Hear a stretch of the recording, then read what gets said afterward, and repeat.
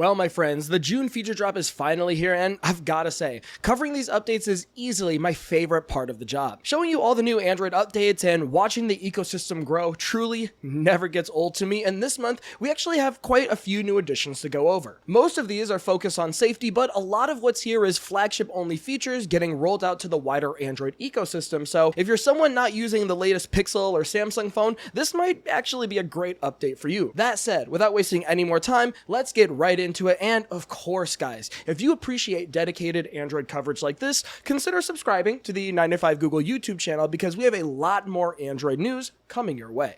First up, we have some pretty major updates to Android's Scam Detective initiative, as Google is introducing a brand new feature called Fake Call Detection, and it seems like Google is quite proud of this one. For context, impersonation scams are currently one of the leading contributors to fraud on a global scale, resulting in over $400 billion worth of losses. A very popular impersonation tactic lately is to spoof the number of a trusted contact, like your mom for example, use AI deepfake audio to mimic her voice, and then present you with an urgent situation where you may feel pressured to send money or give account credentials or verbalize private personal data. That same exact thing applies to authority figures as well, like the IRS or employers. Scammers are going to try and scare or socially engineer you into giving up sensitive information or potentially wiring money. Because of how prevalent this is, Google is introducing a high-level detection system for fake calls. After this update, when a contact calls you using the Phone by Google app, their device will send a silent confirmation signal in real time to verify if the call is actually originating from their physical device. If that confirmation signal is missing, the system pings your contact's real device to double check. If the real phone determines it isn't actually on a call, your device will immediately drop an on-screen warning telling you to hang up right away. A few details worth noting here: this feature completely relies on end-to-end encrypted RCS, meaning that the confirmation signal is fully private and it will be on by default for eligible hardware. Speaking of which, fake call detection is rolling out globally this month, starting with Pixel devices running Android 12 and up, but remember, it is exclusive to those using the official Phone by Google app. So if you aren't using it already, I would download it and take a look just so you can get familiar.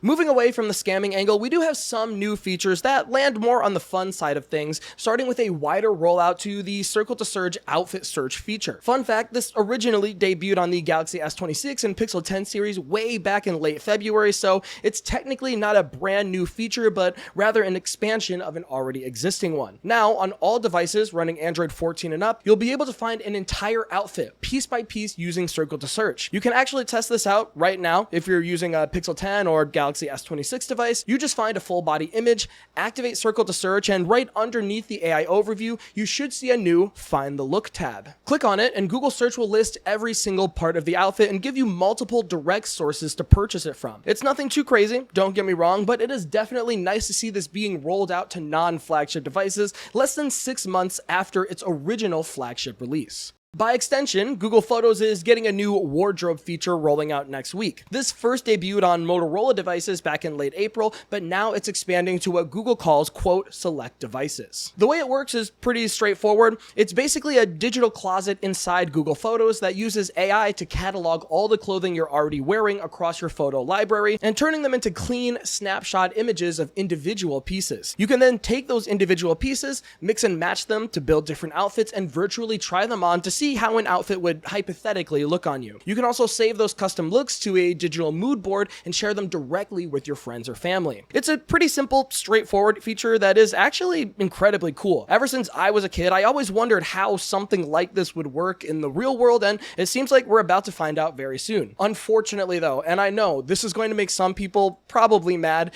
it's only limited to the US, India, and Brazil for the time being. I know, guys, I know. I'm sure many more people would have wanted to use this, and we'll just have to wait to see if Google decides to expand this to more countries later on.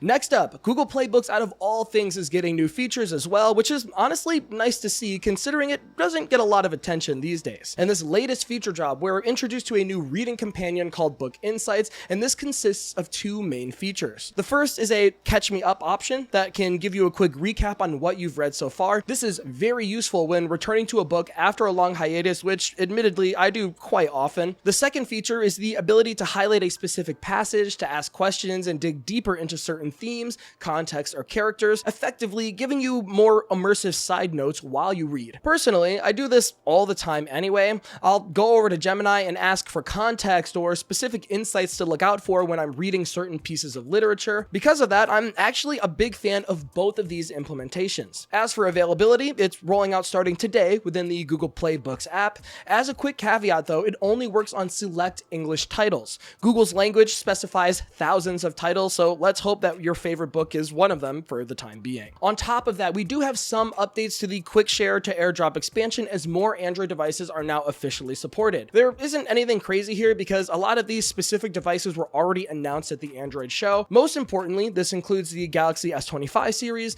the S24 series, the Z Fold and Z Flip 6 and 7 series, and no, do not leave any 6-7 comments or else I'm banning you guys. We also have the OnePlus 15, the Xiaomi 17T Pro, and a small handful of Honor and Vivo devices. There also will be a version of this feature where iOS devices can scan a QR code to connect devices that aren't natively compatible with this Quick Share to AirDrop feature. Again, we already knew about most of these, but this is more so just a formal announcement. Almost done here, guys, but Google did announce a new personal safety for kids feature that seems really useful, actually. For kids under the age of 13, you can now display crucial medical information directly on your device's lock screen. This features medical information like age, height, allergies, and emergency contact details, alongside the ability to toggle on car crash detection if you choose to do so. Personally, I'm not a parent yet. Who knows? Maybe one day, but I'd imagine if I were and my kids were using Android, this feature seems like an absolute no-brainer just for the peace of mind alone. Lastly, it seems like every single feature drop expands Emoji Kitchen more and more, and this month is no different. For anyone unfamiliar, this is a feature where you can mash two distinct emojis together to create a single custom sticker. Not much to say here, other than we have a batch of brand new combinations. You can find these right now within Gboard, and please have at it. Also, I would say, let me know down in the comments if you guys even use this feature very often. I admit to say, I don't use it a ton, but I probably should considering all the wild combinations we have access to these days. And that, my friends, is a quick, short and sweet, to the point video covering all of the new additions in June's Android feature drop. As I said in the beginning of this video, it was really just a few security features and expanding existing features to the wider Android ecosystem, but personally, I think the more older devices that get the new features, the better, so I'm actually pretty happy here. On top of that, Android 17 stable is right around the corner. Google I/O announced a ton of new Android/Gemini features as well. A few months after that, we're going to get QPR1, so I would say the next 6 months of Android have a lot to look forward to. That said, I want to hear from you guys now. Which one of these new features are you most excited to try, if at all? If you're not using any of these currently, what are you looking forward to the most in the future? Please leave a comment, let me know, as I always love to hear what the Android community is thinking. Until next time, my friends, this has been Jordan Floyd from 9to5 Google. Thank you so much for watching, and I will see you in the next one.